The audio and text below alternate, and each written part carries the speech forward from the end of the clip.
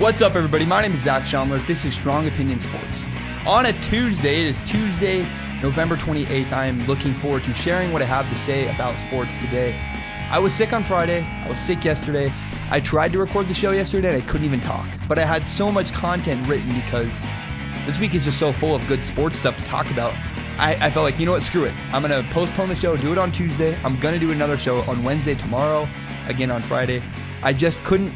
I skipped today. I felt weird about it, and I had a lot to say, so I wanted to, instead of taking a day off completely, just move the show back a little bit, still do a podcast. I am very excited. We're going to talk about Dak Prescott today. Chip Kelly just signed a 5-year contract to UCLA. There's a lot to talk about there. Breaking news today, Eli Manning was benched as the Giants quarterback, and that's really interesting for me, so I have a lot to say about that.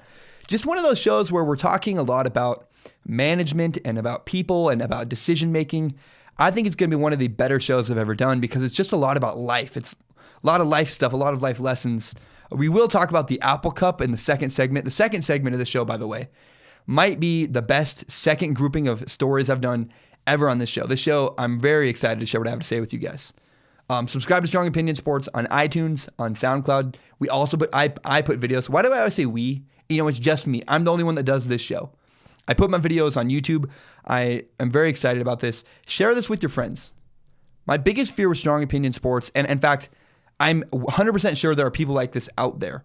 I'm certain there are people that do not know this show exists that would love to follow and listen to this show. So tell your friends about this show. I want to grow. We are growing. The numbers are actually looking pretty good. I'm pretty excited, but I want to continue to grow. So tell your friends about Strong Opinion Sports. I want to start today with Dak Prescott. And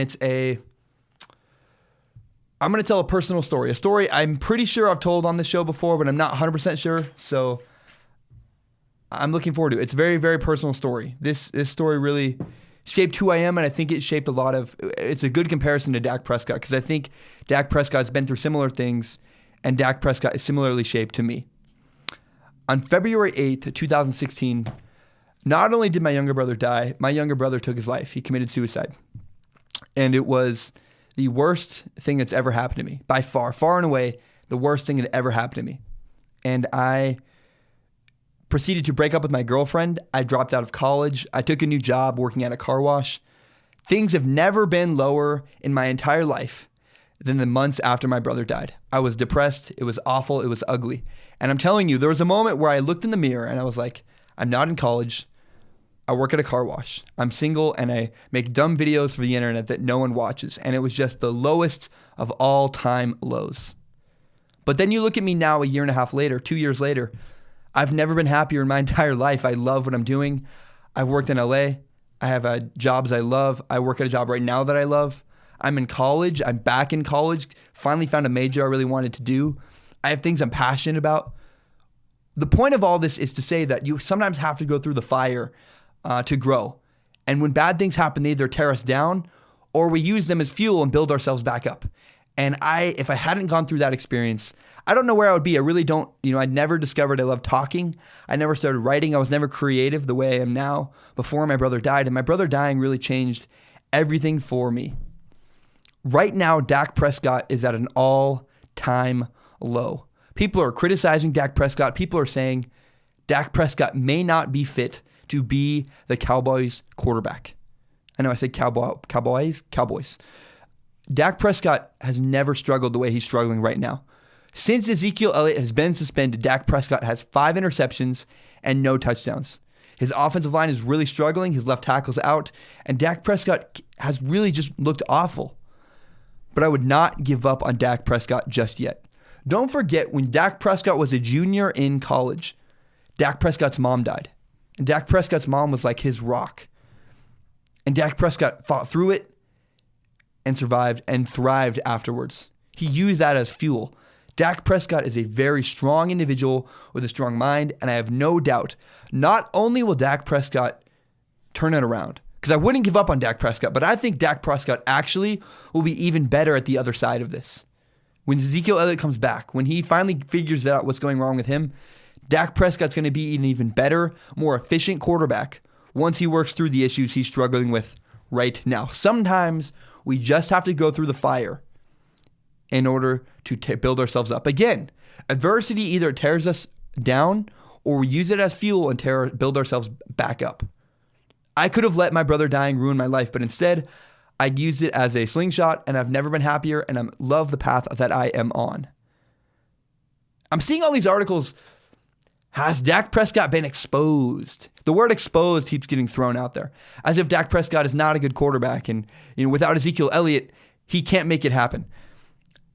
I want to point something out. Do you know who's been really exposed without Ezekiel Elliott on their roster? The Dallas Cowboys coaching staff. I don't know what Jerry Jones is doing. I think Jerry Jones is far too caught up chasing after Roger Goodell. It's a wild goose chase. Clearly, no one is keeping the Dallas Cowboys head coaches, just their coaches in general, no one is keeping them accountable. What is the definition of insanity? It's doing the same thing over and over again and expecting a different result. The Cowboys need to make some kind of change with their play calling. They lost Ezekiel Elliott and they're still trying the same thing, and it's not working. It's not working. A better example is this. The ingredients change. Think of Dak Prescott, or think of Ezekiel Elliott as an ingredient. So we have all these ingredients. We have Dak Prescott, we have Jason Witten, we have Dez Bryant, and Ezekiel Elliott. And all these factors all add up to a good offense that runs well. Well, when you remove Ezekiel Elliott, you remove one of the ingredients.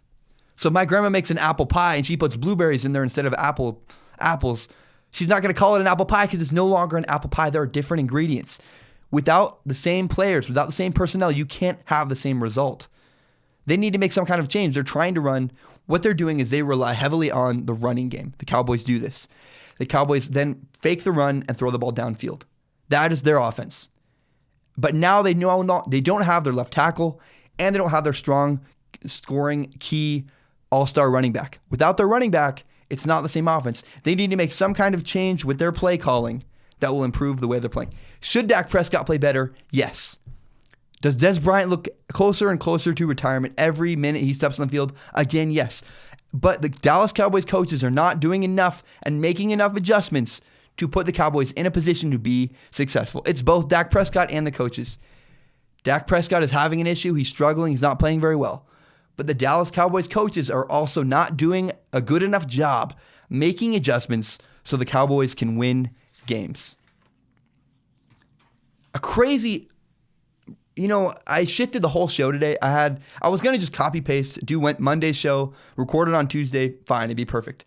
But something happened that shifted a lot of what I did and actually moved some stories from today to tomorrow. Some of tomorrow's stories moved to today. But man, today Eli Manning was benched. Eli Manning, a long-time Hall of Fame quarterback, was benched for the New York Giants. The Giants have decided they're going to play Geno Smith on Sunday, and then later this year they will also play their rookie Davis Webb at quarterback.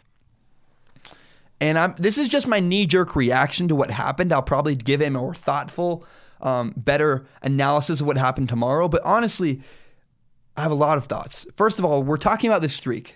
Eli Manning has the longest consecutive streak for not missing a start in the NFL. It's Brett Favre and then Eli Manning. And I'm really not that upset that he's missing the streak. The streak is going to end. I mean, are we going to think any differently are we going to remember Eli Manning any differently because the streak has ended? No, we're not. Eli Manning, he is what he is. He's a Hall of Fame quarterback. He's won 2 Super Bowls. He's also not playing great. He's not playing terrible, but he's not playing great. But the most interesting perspective to look at this is to look at the Giants' management. What does this tell us about the Mara family and the management, the upper management in the Giants organization? Because it's become coach versus quarterback. And who do the Giants support more? Their kind of wacky, not very great coach, Ben McAdoo, or their quarterback who's, let's be honest, Eli's just really weird and streaky. He's not the kind of guy you look at Eli Manning and think, he'll win 2 Super Bowls in his career, but he has. But what I really like about this is that the Mara family, the upper management with the Giants franchise, either has a ton of class. They're either saying, look, we support our coach regardless, even if we think he's insane, we're supporting our coach. But they're also cutting ties with Eli Manning. If they had to pick one out, if I had to pick between the coach or Eli, I'd pick Eli. Eli has 2 Super Bowls. I think Eli still has games he can win left in his career. I don't think Ben McAdoo's a head coach. I don't think Ben McAdoo's going to be a head coach next. Ben McAdoo's going to get fired at the end of this year. He will become an offensive coordinator somewhere else. But I want to respect and appreciate the fact that the Giants management respects their head coach enough to say, look, you do what you do, you coach your way. We will not step in. I think it's interesting. But it's more likely that the Mara family, the owners of the Giants, are just tired of Eli Manning. And look, I think New York is a really tough place to play. I really do. There's a ton of weather. I think Eli is one of the only quarterbacks ever, like the only great quarterback ever to have better stats away than home, because New York is just a really tough atmosphere and weather-wise a tough place to play. But it's the writing's on the wall. The Giants are done with Eli. Where will he go next year? It's pretty ridiculous how many quarterbacks are going to be moving on to different places. We have Kirk Cousins. We have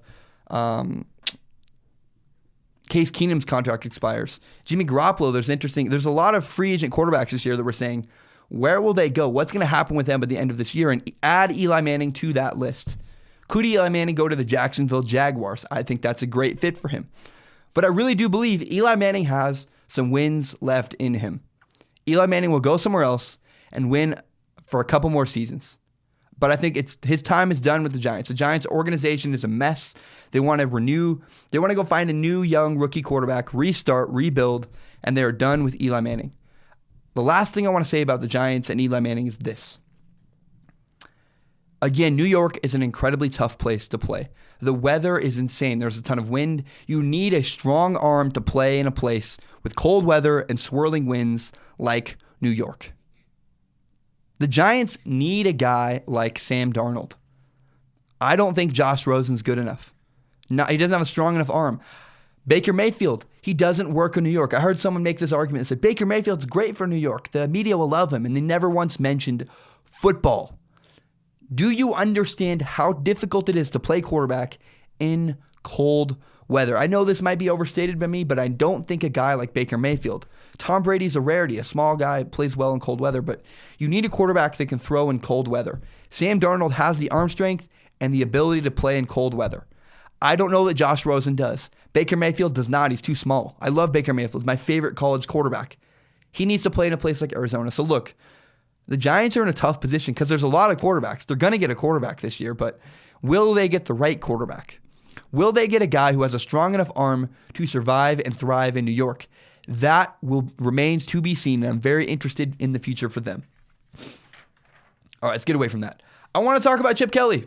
Chip Kelly signed a 5-year deal with UCLA, and wow, I am not sure that's the best spot for him. I'm really surprised, but I'm not shocked either. Chip Kelly will dominate the Pac-12. At some point, I'm telling you this right now, Chip Kelly will beat USC sooner than you expect, and USC fans will be angry and mad, and they might fire USC's coach. That could potentially happen. But Chip Kelly's an NFL coach. I'm not sure you know this, but this is the way football works. The way college football works is big coaches recruit mutants and win games. How does Nick Saban win championships? Nick Saban recruits the best of the best athletes and punches you in the mouth and wins championships. Jimbo Fisher at Florida State, Dabo Swinney at Clemson. They just recruit big dudes, mutants, guys that are just far and away bigger and better than anyone else in the nation, and they punch you in the mouth and they win games. Chip Kelly's not that guy. Chip Kelly is a smart guy in the room, and the smart guy in the room eventually gets punched in the mouth. The difference between the NFL and college football is the NFL has a level playing field. Every team has dudes. All those mutants you saw dominate at certain colleges in college football, they all play in the NFL. There's no one team in the NFL that has stronger, bigger, better. Like Boise State plays Alabama. Alabama's clearly stronger. Cleveland Browns play the Patriots. No team is way stronger and far and away better athletically. It comes down to who is smarter, who can get their act together and organize players better. That is why Chip Kelly is an NFL coach. He is smarter than you. He beats you with scheme. He doesn't just recruit big guys. I mean, if you doubt that Chip Kelly's an NFL coach, think about this. Chip Kelly won games with Nick Foles at quarterback. Have you heard anything from Nick Foles in the last couple years? No, you have not. Nick Foles dropped off the face of the map because Chip Kelly elevated his play. Chip Kelly is a genius. He does things that are unheard of and unbelievable. Not to mention, Chip Kelly got spoiled at Oregon. I made this comparison with my friend Mark. It's hard to go from first class to coach. It really is. And he was spoiled at Oregon. He had private jets in the NFL. He didn't have to recruit. And now he's going from the NFL to UCLA. And UCLA is not all in on football. That might be where he runs into a problem. He may not get the support he needs at UCLA.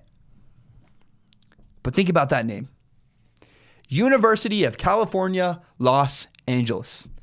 That may be his one saving grace. Los Angeles. Southern California. He may be able to land top recruits at UCLA. And if Chip Kelly can land top recruits at UCLA, he is scary good.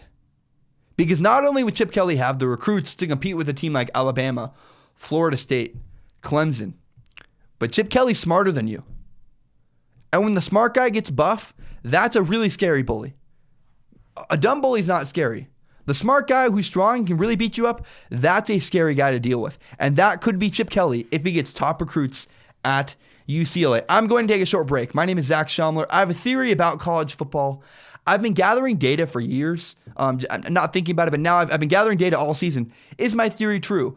I am ready to say my theory is correct. I saw something this weekend that proved my theory about college football is absolutely correct. I'm going to talk about the Apple Cup, which is Washington State versus UW. Bad managers, a lot of quarterbacks coming up ahead. My name is Zach Schaumler. Subscribe to Strong Opinion Sports on iTunes, on SoundCloud, and I put my videos on YouTube, so subscribe to Strong Opinion Sports on YouTube. Tell your friends about this show. Again, my big fear is there are people out there who want to listen to Strong Opinion Sports that have no idea it exists. So tell your friends about Strong Opinion Sports. My name is Zach Schaumler. I'll be right back. All right, we are back. I want to tell you guys about a theory I've had about college football for a long, long time that I'm now ready to say is correct. I'm right about this. I'm going to give you the short version because I just did it in the last segment. The short version is scheme is very important. But at a certain point, your scheme stops mattering when your players get punched in the face. Your plan is only as good as your players. So what I mean by that is you can draw up a great win on paper all you want. Like you can have a perfect plan that looks great all the time on paper. But if you run into guys that break your plan because they're just bigger, better, and stronger athletes, it doesn't matter what your plan is. Those guys don't care about your plan. The big, strong mutants that Alabama has don't care about Boise State's great game plan. Dudes beat scheme all often. And I saw something this weekend that proved that correct. I was watching the Apple Cup. University of Washington versus Washington State. Washington State is my favorite college. And I watched my favorite football team come in with a game plan and just get decimated because they didn't have good enough dudes. The key to the game this weekend was a guy named Vita Vea. Vita Vea was able to get pressure with a three-man rush, which means that five guys with Washington State's team could not block three people rushing the quarterback. When you can't block three guys with five, that's a huge mismatch. It's a numbers mismatch. Because then you have, 5 minus 11? You have 5 receivers downfield, maybe 4 if you have a running back, with 8 guys to guard them. It is now 8 on 4 or 8 on 5. 8 on 5, you can double team everybody. It's ridiculous. So the numbers matchup for WSU lost because the dudes were better. Washington State lost this weekend to UW because they don't have a good enough roster. I love WSU. It's my favorite team. It's my favorite team by far, but look, UW just had better players. It didn't matter what our game plan was. UW was bigger, better, and stronger with better athletes. Listen to Myles Gaskin's numbers from Saturday night. 25 carries, 192 yards, and 4 touchdowns. Not to mention UW's best player, Dante Pettis, wasn't playing. It's endless. They had better, stronger players. Let's be honest. The public opinion, the public expectations of WSU this year was too high. WSU exceeded my expectations. I did not think they would go undefeated at home. I think WSU had a great year, and you guys look at the Apple Cup and are mad and angry and upset. Look, what did we expect from WSU? I've been saying this all year. Their athletes aren't good enough. Their receivers are small. They're not very strong. They're not that great. There's not a lot of separation. Our defense is good. They're speed D, but it's not that impressive. I was never impressed by the personnel and the roster that WSU has. And it's kind of funny. Mike Leach really agreed with me in the postgame.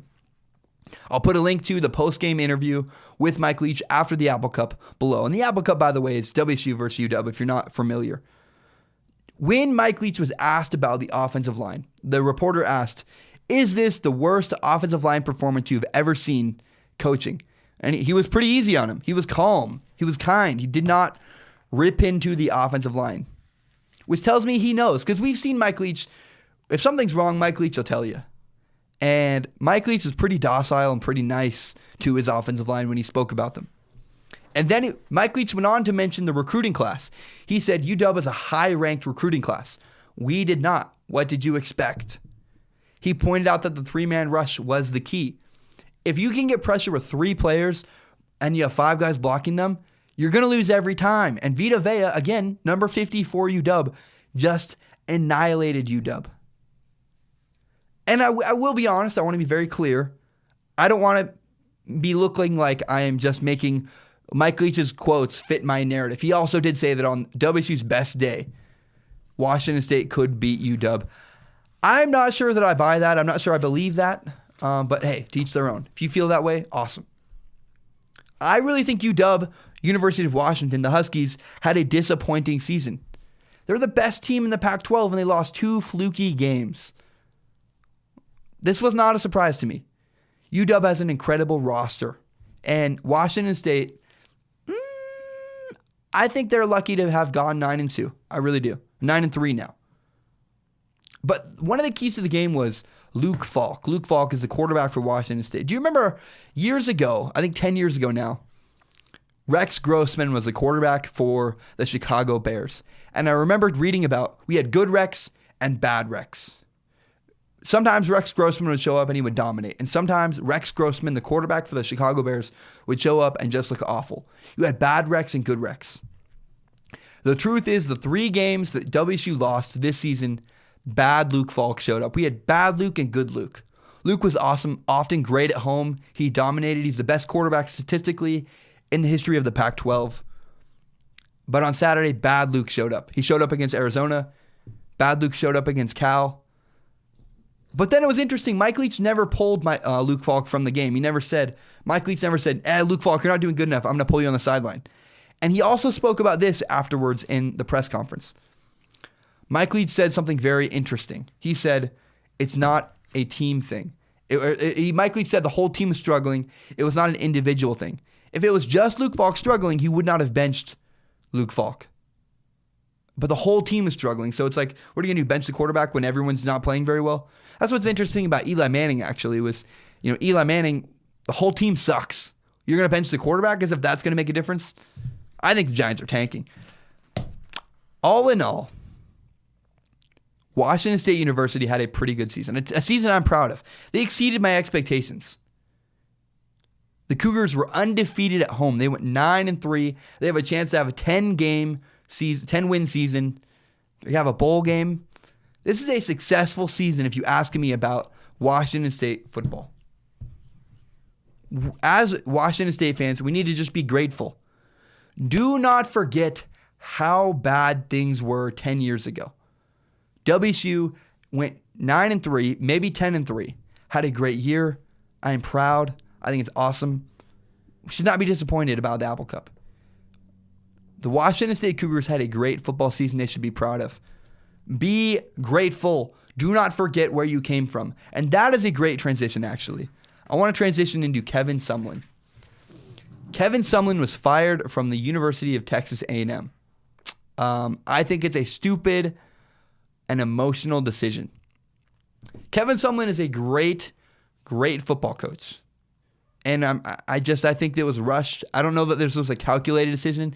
And I never support decisions that are made out of emotion. I think making a decision because you're angry or upset, it's not ever a good reason. Now, maybe I'm wrong. Maybe Texas A&M made a very calculated, thoughtful decision because they're going after Jimbo Fisher, the Florida State head coach, extremely hard. And look, if Texas A&M can get Jimbo Fisher to be their head coach, hey, I'll take a step back. I will support that 100%. Clearly, then you upgraded. But if you're not upgrading, what are you doing? Nothing. You're moving laterally or you're moving down. And you should not just make change for the sake of making change.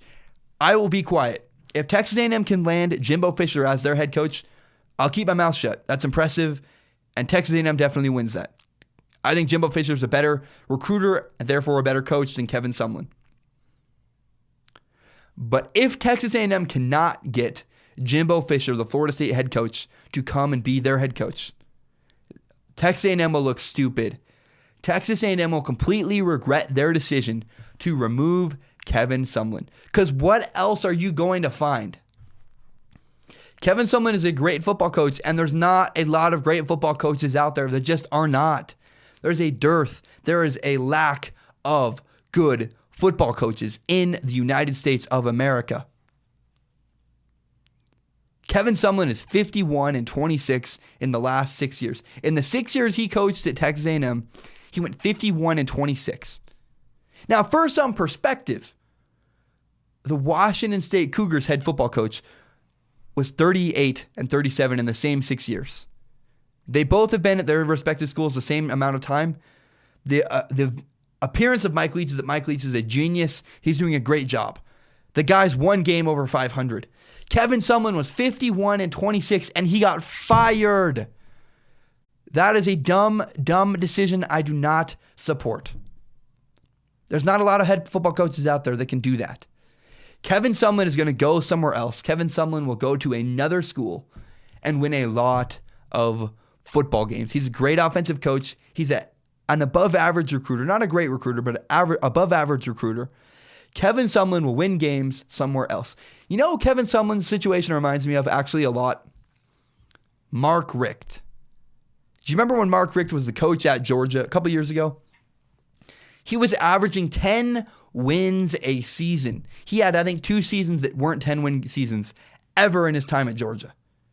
And yet Georgia fired Mark Richt. What a mistake. Are you kidding me?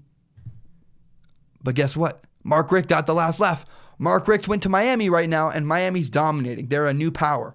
I think they're still a year away from competing for a national championship, but Mark Richt has turned around Miami, and he will win a ton of games, and that's exciting. We forget that this happens all the time. History repeats itself so many times. Kevin Sumlin will win a lot of football games at another school. Kevin Sumlin is a good coach. Kevin Sumlin should not have been fired. But again, I want to repeat that. It's interesting how much history repeats itself. Good coaches are fired. And sometimes kids have huge March Madnesses. Like they'll have a huge March Madness, and then they'll be completely overdrafted in the NBA draft. Like this happened to Jimmer Fredette. And we often see backup quarterbacks have a few good games, and then suddenly they're a hot commodity throughout the NFL. If a backup quarterback in the NFL has a couple good games, suddenly we're ready to anoint him the next great starter, and we want to trade for him, we want to get him, and we want him as our franchise quarterback. How many times has this happened? We've seen Matt Flynn. Matt Flynn he played 2 good games for the Packers, went to the Seahawks, did nothing. Matt Castle. We've seen actually multiple Patriots backups. We saw Brian Hoyer, Ryan Mallett. These guys all fizzled out. They look great as backups, but it's easy to look great as a backup. You know the system. There's not a lot being asked of you. There's not a lot of pressure. Low expectations. We still have yet to see Jimmy Garoppolo. I don't know if Jimmy Garoppolo is any good, but it's worth pointing out that sometimes a backup can go from a backup role, be traded to another place, and do a good job. Remember when Matt Hasselbeck went from being Brett Favre's backup to the Seahawks? Matt Hasselbeck had a great career with the Seahawks. And I would honestly say what's his name? Jacoby Brissett was traded from the Patriots this year to the Colts, having a good season. So it's possible that a backup quarterback can be traded to another team and do well. Now we have Brett Hundley. Yeah, I love that transition. Brett Hundley went from Nothing. He was the backup quarterback for the Green Bay Packers. Aaron Rodgers got hurt, and Brett Hundley was forced into action. And I will admit this about Brett Hundley. Brett Hundley has exceeded my expectations. I did not think Brett Hundley could win a single game in the Green Bay Packers, in a Green Bay Packers uniform at all. And he's exceeded my expectations. Great. Fantastic. But he's not that impressive. He's really not. He's completely overrated. People are saying, ooh, should we trade for Brett Hundley? No. Now, I'll point this out. Brett Hundley will get a shot. Brett Hundley will probably be traded for and probably have a chance to play somewhere else. Same reason that Jake Locker was overdrafted. Same reason that Christian Ponder was a top 15 pick. Teams are desperate for quarterbacks. We watched Brett Hundley, and Brett Hundley looks like Aaron Rodgers. It's funny because they throw similar, they have similar mannerisms. They have the same hand motions in the pocket. They look very similar, and then we go, oh, wait. Brett Hundley has the same coaches that Aaron Rodgers does. And oh, wait. Brett Hundley's job, the thing the Packers pay him money to do, is study Aaron Rodgers all day, every day. So yeah, of course he looks a little bit like Aaron Rodgers. He plays in the same system. Isn't it possible that Brett Hundley is exactly where he needs to be? He's a good backup, and he's a backup. He should stay as a backup. You know, it's funny, if your motorcycle breaks down and you rent a scooter, well, the scooter's great. The scooter gets me from point A to point B. The scooter's not bad. But you would never, ever think of replacing your motorcycle with a scooter because they're just not the same thing. One's not as good. Look, Brett Hundley's a good backup. Yeah, he can play. He can play a little bit. It's not bad. So next time when Aaron Rodgers is injured, we can relax. Hey, we have Brett Hundley. He can kind of play. But folks, sometimes a car is just a Prius. You wouldn't want a Prius in a drag race. I know the Prius is great. I know the Prius can get you from point A to point B, but the Prius is not ever going to win a race. That's Brett Hundley. Brett Hundley's a backup. Brett Hundley can play a little bit, yeah. But he's still a backup. Brett Hundley is a backup quarterback. He's exactly where he should be, and we should not overreact and say, I want my team to trade for Brett Hundley. He had a good game. He's going to have a couple good games. He had 3 touchdowns this week against the Steelers. Relax. Brett Hundley is a backup. Oh, God. I just love doing this show. When I return, I'm going to take a short break. When I come back, there's one quarterback that nobody believes in. And it's very interesting to me. If you remove the context, if you remove all of the past around this guy, we would be all over him. My name is Zach Schalmer. This is Strong Opinion Sports. Subscribe to Strong Opinion Sports on iTunes, on SoundCloud, and on YouTube. Tell your friends about Strong Opinion Sports. We're growing. I want to grow more. Share this with your friends. I'll be right back. You know, it's really funny. A long time ago, a little bit after high school, a good friend of mine met a girl he really liked, a girl he thought was absolutely awesome. They went on a couple dates. The dude was all over this girl. He thought this girl was the coolest thing since sliced bread. He was so happy. And then someone around my friend told him about this girl. He said, hey, I know something about this girl that you don't know, and I'd be very careful. And my friend ultimately decided to end it with this girl. He decided to break it off and end things. And looking back with hindsight, he completely regrets that decision. He let someone else's outside perspective influence the way he thought about this girl. I told him back in the day, I said, look, man, have a conversation with her. Ask her about what happened. Ask her about what this is. He never did. He highly regrets it. The point is, sometimes we let silly things stop us from embracing people. Sometimes we let outside factors determine the way we view someone else without talking to them, without actually getting to know them or understanding the context. For example, everyone said Russell Wilson was far too short, and they didn't draft him. Russell Wilson was a great quarterback. I could have told you that the minute I watched him play in the Rose Bowl. I said to my dad, he'll get drafted, he'll do well. He did. You know, Dak Prescott was drafted late in the NFL draft. We still, to this day, hold that against Dak Prescott. There is one quarterback we do that to in the NFL. I'm going to tell you his stats. Listen to these stats. In 10 games, this guy has 14 touchdowns, 5 interceptions, 2,476 yards, and a 66.1% completion percentage. Now, for context, let me tell you about Derek Carr and Matt Ryan. Derek Carr's stats are 16 touchdowns, 8 interceptions, 2,444 yards, with a 64.7% completion percentage. Matt Ryan, also 16 touchdowns, also 8 interceptions, 2,800 yards, and a 67% completion percentage. Now notice, I didn't compare the original statistics of this quarterback that I'm not naming yet. I didn't compare him to Tom Brady or Drew Brees or Russell Wilson. But these numbers, 14 touchdowns, 66% completion percentage, almost 2,500 yards. That's a solid franchise quarterback. That's a second-tier guy. He fits in with Derek Carr and Matt Ryan. Do you know who it is yet? You have no idea. It's really fun. It's Case Keenum. Case Keenum, the quarterback of the Minnesota Vikings. You thought it. I know you did. I know when I said Case Keenum's name, you thought, and you cringed a little bit. You weren't like, yuck, but you weren't excited either. You know, Case Keenum is 29 years old. He was undrafted. He went to a small school. He didn't go to Texas or Alabama or Oklahoma or University of Washington or USC.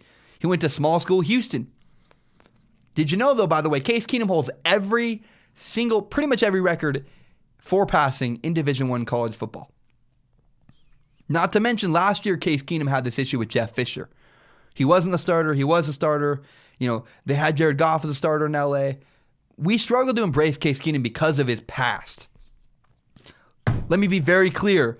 If Case Keenum was a rookie quarterback, if he's 22 years old, rookie quarterback just drafted, we would be all over Case Keenum. Case Keenum would be the rookie of the year. But because of his past, we struggle to embrace him. It's terrible. It's really horrible. The Minnesota Vikings are talking about, well, should we play Teddy Bridgewater? Well, Case Keenum is your guy. Case Keenum has gotten you here. If you've gotten somewhere with someone, don't change them now. It's like having a guy imagine a friend of yours just builds an engine. And he's like almost done with the engine. He's done with this whole project. And you say, I'm going to take it out of your hands and give it to someone else and give them all the credit. No. Stick with the guy that got you there. Case Keenum's playing really well. Literally, in some people's minds, he's an MVP. I don't agree with that. He's not, but he is a great quarterback. He's playing like a franchise quarterback. I know he's not your plan. I know your plan was Teddy Bridgewater. Look, relax. The Vikings need to commit to Teddy Bridgewater. You think my plan was ever to do Strong Opinion Sports? No. 2 years ago, my brother was alive. Never thought that would happen. My brother dies. Bam, everything changed for me. Now I'm in Pullman, Washington, a tiny little college town, recording a podcast into a mic in a dorm room when I said I'd never go back to college. It's just funny. Your plans change. Sometimes a door opens, you need to take it. The Vikings need to commit to Case Keenum. Case Keenum is playing like not only a great quarterback, he's playing like a second-tier franchise quarterback. Commit to Case Keenum. And if you don't, he'll go somewhere else and do well. I really do think Case Keenum's on a roll. The Vikings should stick with Case Keenum. It's just funny. History repeats itself all the time. We struggle to, I mentioned this earlier, we struggle to go off course. If it doesn't follow our plan, we're like, I'm uncomfortable. If door opens, take it. Do you guys remember Doug Flutie? You may not. I watched Doug Flutie of Football Life. He's one of my favorite. Growing up, it was like Drew Brees, Doug Flutie, and Tom Brady at the time, but now Russell Wilson. I love short guys. I have a heart for short guys. And Doug Flutie was 5'10", maybe 5'8", I don't know. Regardless, tiniest little quarterback in the history of the NFL. Doug Flutie was great. He won the Heisman back in the day, and he never could get a coach to embrace him. He never could get a coach to say, hey, Doug Flutie, you're my guy. I believe in you. Let's build a franchise around you. Very sad. In fact, in the NFL, Doug Flutie played for the Bills. And Doug Flutie he took his team all the way to the playoffs. And in the playoffs, they decided to bench Doug Flutie for the taller, bigger, stereotypical quarterback. And when it was too late, when the Bills had already lost the game, they tried to put Doug Flutie back in to turn it around.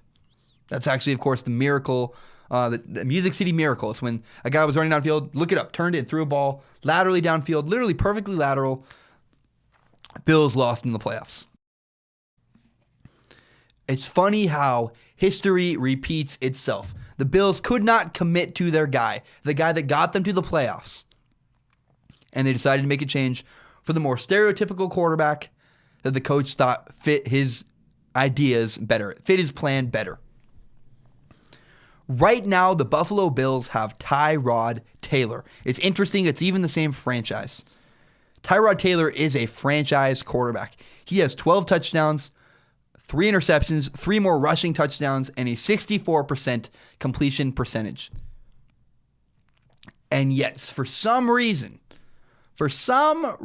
he has a bad game, and the Bills coaches decide we're going to bench you for Nathan Peterman. Nathan Peterman is the 5th-round draft pick the Bills drafted this offseason. Nathan Peterman, in his time playing for the Bills, had 5 interceptions in 1 game. And in that middle of that game, they said, it's over. We're benching you. And they put Tyrod Taylor back in the game. I love hearing that.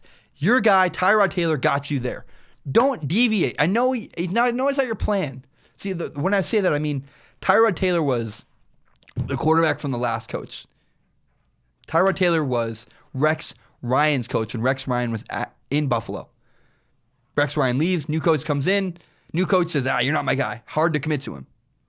I don't care what you have to say. Tyrod Taylor is the best quarterback on the Bills roster.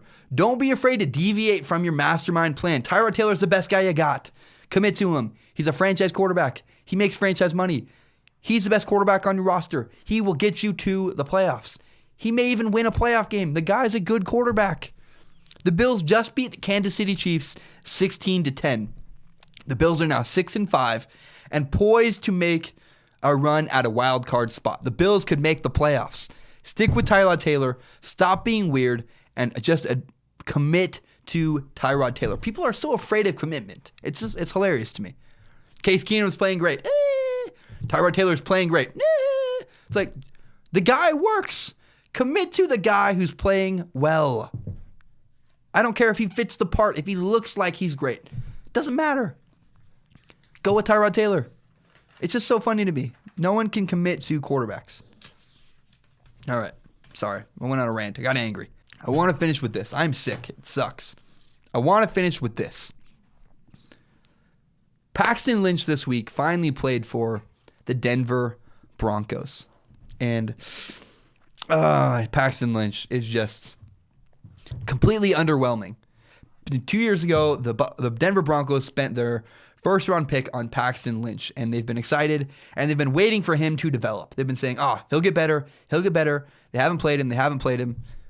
Finally, we got to see Paxton Lynch play in an NFL regular season game, and Paxton Lynch was completely underwhelming and completely overwhelmed.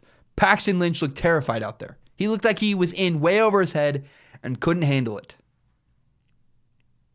The Denver Broncos quarterback situation is an absolute mess. But here is why the Denver Broncos quarterback situation is interesting. The problem with the Denver Broncos is that they are too good to be awful. They have a great defense. They have a good offensive roster. They just simply don't have a quarterback. So my concern with the Denver Broncos is they're 3-8. And if they don't lose the rest of the games this season, they could potentially have another year without a quarterback because you need a high draft pick to get a quarterback. The Broncos need to find some way to get a new quarterback. They have Trevor Siemian. Trevor Siemian has been their starter in the past. He can win you a couple of games. He went in last week when Paxton Lynch got injured, threw 2 touchdowns, almost got the Denver Broncos back in the game against the Raiders. Trevor Siemian is not awful. He's just not great. He's not even really good. He's just somewhere right below mediocre. He can win you a game or 2 in the NFL. And it is now decision time for the Denver Broncos. Do they want to play Trevor Siemian, who might win 2-3 more games this year, get you to 6-9, 6-10? Or do they need to bench Trevor Siemian, who can win a few games, play Brock Osweiler, and tank this season? I really think it's between tanking or playing Trevor Siemian. Because you need, the Cardinals are screwed, by the way. The reason you need to tank is because you need a high draft pick. A team like the Arizona Cardinals, which is 5-6 right now, probably going to finish 7-9, 8-8. That's a bad draft pick because you're then 14th, 15th draft pick. You're not going to get a quarterback like Sam Darnold. You're not going to get the guy you really want. So it's just a weird decision. It's an interesting decision time for the Denver Broncos. Will they tank? Will they play Trevor Siemian and try to win? Will they play Brock Osweiler? Keep your eye on what the Denver Broncos do next. Do they try to win or do they play Trevor Siemian? Because Trevor Siemian can win them a couple games. But if they go to Brock Osweiler, you're going to see that. If the Denver Broncos switch to Brock Osweiler, bam. The Denver Broncos are tanking. They're looking for a new quarterback. Even if they get in the top 10, if they can get like the 5th overall pick and use that as leverage to trade up for a higher draft pick and get a quarterback, that could work. But the Denver Broncos need a quarterback. Their roster is just far too good to not win more games. Their defense is incredible. They have the best personnel, the best defense in the NFL, I'm convinced. Because the way that their players are better than everybody else. Because they can play certain defenses that no other team in the NFL could even think of running. And the Broncos have good offensive personnel. If the Denver Broncos don't get a quarterback soon, it's a waste. They need to find someone. And they need to find him quick before all their parts get far too old. Keep your eye on the Denver Broncos and the decisions they make. My name is Zach Schaumler. This has been Strong Opinion Sports. Thank you for hanging in there. My voice is really struggling. I am having a hard time talking. It really am sick. Tomorrow, we get some rest tonight. Tomorrow I'm going to talk about Derrick Rose. Derrick Rose is maybe the most interesting story in football, story in sports right now. Derrick Rose is not playing, and I don't know why, and I want to look into it, and I want to figure it out. I want to gather an opinion because I just am fascinated. Why isn't Derrick Rose playing basketball? The Tennessee coach, they hired a new guy. They didn't hire a new guy. It's kind of funny. Really interesting. I want to talk about Tennessee. I want to talk about why I like receivers. I've trashed on receivers a lot. Tomorrow I'm going to talk about that. And tomorrow I'm going to share my thoughts on the college football playoffs. My name is Zach Schaumler. Subscribe to Strong Opinion Sports on iTunes, on SoundCloud. Find the show on YouTube as well. Subscribe to it there. I put my videos of myself talking on YouTube. Tell your friends about Strong Opinion Sports. Again, I know there are people out there who would love to listen to Strong Opinion Sports that just have no idea that it exists. Help me out. Tell your friends about Strong Opinion Sports. Share this experience with your friends. My name is Zach Schaumler. Thank you so much for listening. I love you guys, and have a great day, everybody.